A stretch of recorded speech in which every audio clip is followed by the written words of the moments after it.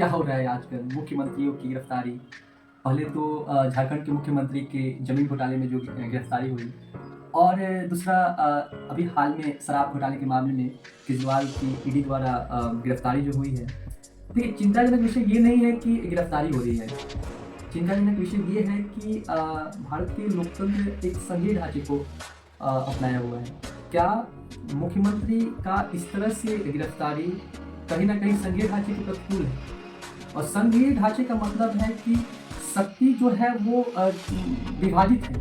हमारा जो अनुसूची 7 है, उसमें शक्ति का विभाजन किया गया है। एक राज्य सूची दिया गया है, केंद्र सूची दिया गया है और एक समवर्ती सूची दिया गया है। तो जो मुख्यमंत्रियों की गिरफ्तारी हो रही है या फिर वर्तमान समय में जो लोकसभा केंद्रीय स्तर पे जो सरकार है, वो बहुमत की सरकार है। और बहुमत ऐसा है कि विपक्ष का नेता तक नहीं है, क्योंकि विपक्ष का नेता होने के लिए कम से कम सदन की कुल सदस्य संख्या का 1/10वां हिस्सा होना जरूरी है दूसरी पार्टी को, और उतना भी नहीं है। तो लोकतंत्र में विपक्ष का ना होना एक मुर्दे लोकतंत्र का पहचान है, क्योंकि बिना विपक्ष का, सशक्त विपक्ष का लोकतंत्र की कल्पना ही नहीं की जा सकती है। एक स्वस्थ लोकतंत्र के लिए एक अच्छे विपक्ष का होना बहुत ही आवश्यक है। तो जो वर्तमान समय में जो चल रही हैं, वो काफ़ी चिंताजनक विषय है। मेरे को मतलब नहीं है कि बहुमत की सरकार बहुत खराब होती है, नहीं, बहुमत की सरकार अच्छी होती है, कानून बनाने के लिए कोई विरोध पर नहीं होता है, कोई भी विधेयक आसानी से पारित हो जाता है। लेकिन ऐसा नहीं है कि गठबंधन का जो सरकार हो या फिर जो विपक्ष कोई सशक्त आ जाए, तो उसमें कोई विधेयक पारित ना हो जाए। कहीं न कहीं राजनेताओं को या फिर भारत के लोगों को ये सोचना होगा कि आपस में किस आधार पर हम वोट देकर अपने प्रतिनिधियों को चुन रहे हैं। क्या वो एक धर्म, जाति के आधार पे हम वोट देकर चुन रहे हैं? और राजनेताओं का मुद्दा भी तो वही होता है ना, कि वो किसी धर्म को लेके चल देंगे या फिर कोई जाति को लेके अपना वोट माँग रहा है, और हम दे रहे हैं उन्हीं को वोट। विकास के कोई कार्यक्रम को लेके नहीं आ रहा है कि नहीं, विकास के कार्यक्रम को लेके आए। सबसे अच्छा उदाहरण तो हमको देखने मिलता है गठबंधन का दौर, जो वाजपेयी सरकार जी की जो गठबंधन की सरकार बनी थी, वो कितना अच्छा एग्ज़ाम्पल था। और जो वर्तमान सरकार जो है, उसका तो झलक मेरे को थोड़ी-सी इंदिरा जी सरकार की जो थी, उनसे थोड़ी-सी झलक मिलती है। उन्होंने भी विपक्ष का विपक्ष उनके से भी विपक्ष का ऐसे ही हो गया था। कोई मुख्यमंत्री अपना कार्यकाल तक पूरा नहीं कर पा रहा था। बीच में ही विधानसभाएँ भंग हो जा रही थी। बहुत सारे नेताओं की गिरफ्तारी हो रही थी। और वर्तमान समय में भी वही हो रहा है।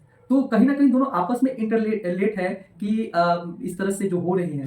तो देखिए, जो मुद्दा जो भी है, वो जाँच का विषय है, विभागीय जाँच का विषय है। लेकिन एक लोकतांत्रिक देश के लिए विपक्ष का ना होना या फिर मुख्यमंत्री इस तरह से गिरफ्तारी काफ़ी चिंताजनक विषय है। दूसरा कि हमें विपक्ष के नेताओं को भी सोचना होगा कि आप किस किस तरह के कार्यक्रम को लेकर आना चाहते हैं, और अपने अपने वर्चस्व को किस तरह से स्थापित करना चाहिए। क्या आप परिवारवाद को लेके आ रहे हैं?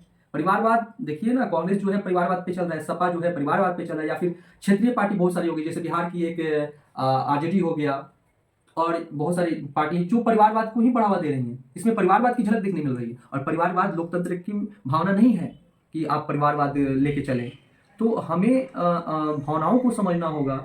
ये नहीं कि हमें एक अपनी जाति के, अरे वो राजनेता अपने निजी हित की पूर्ति के लिए कुछ भी कर सकते हैं। लेकिन हमें लोकतंत्र को जीवित रखना होगा, और हमें बढ़-चढ़ के जागरूकता के साथ अपने वोट का मूल्य समझना होगा। तो अभी जो लोकसभा का चुनाव आ रहा है, मेरा तो यही आग्रह है, मेरा इतना ही मानना है कि आप जातिवाद, धार्मिक या फिर सांप्रदायिक होके वोट ना करें। आप उन व्यक्ति को वोट करें जो विकास के कार्यक्रम को लेके आ सकता है। सो आज का बस इतना ही video. Thank you for watching my video. और मेरा किसी राजनीतिक पार्टी से कोई विरोध नहीं है। मेरे को सिर्फ मतलब है कि हम संविधान पे चलते हैं, और दूसरा है कि हम लोकतांत्रिक भावना की थोड़ी-सी बात कर लेते हैं। So thank you for watching my video again.